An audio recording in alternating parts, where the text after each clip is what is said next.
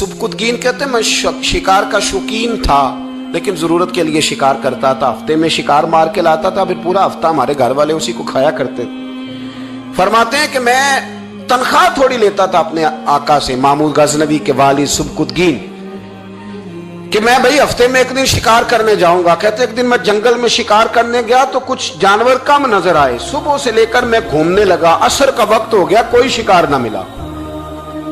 अब मेरे दिल के अंदर यह डर था कि अगर मगरिब मुझे यहीं हो गई तो मुझे कोई दरिंदा, कोई जानवर परेशान करेगा।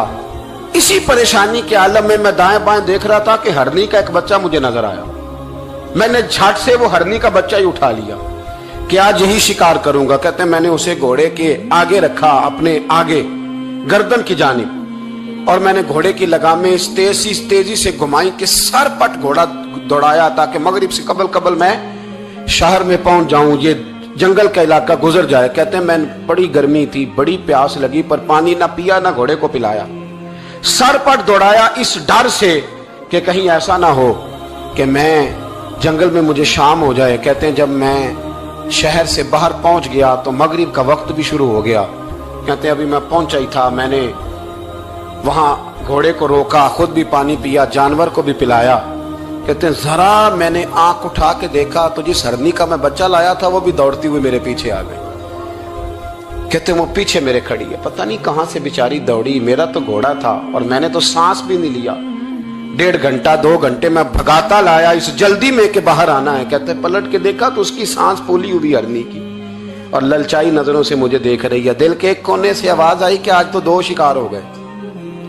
बच्चा तो पकड़ा ही, इसकी मां को भी काबू करता हूं ताकि डबल शिकार हाथ आएगा। कहते हैं फिर अंदर से मेरा दर्द बोला, अंदर से मेरा रहम बोला कि एक मां अपना बच्चा लेने आई है और इस तरह तो उसे तकलीफ नहीं दी जा सकती कि उसे ब्लैकमेल करके मां को भी रख लिया जाए।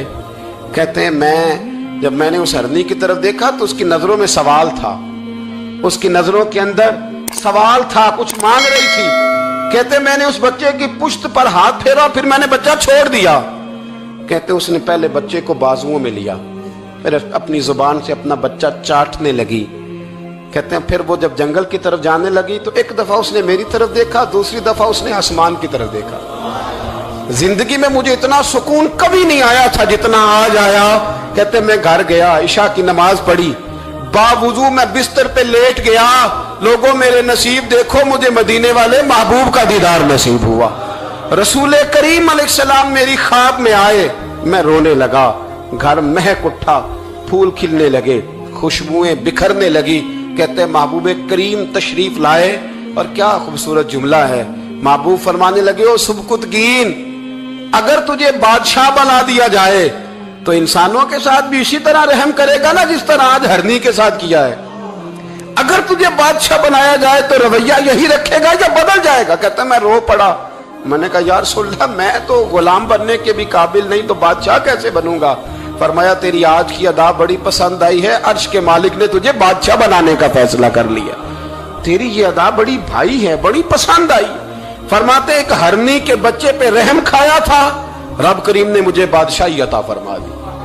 हम ना सियासत से बादशाही लेना चाहते हैं, सियासतदानों के अपनी जेब से इश्तिहार छपवा के बादशाही लेना चाहते हैं, डेरा बना के बादशाही लेना। ना ना ना, बादशाही तो रहम करने से मिलती, बादशाही तो शफकत करने से मिलती, बादशाहियां तो अल्लाह की मखलूक से प्यार करने से मिलती।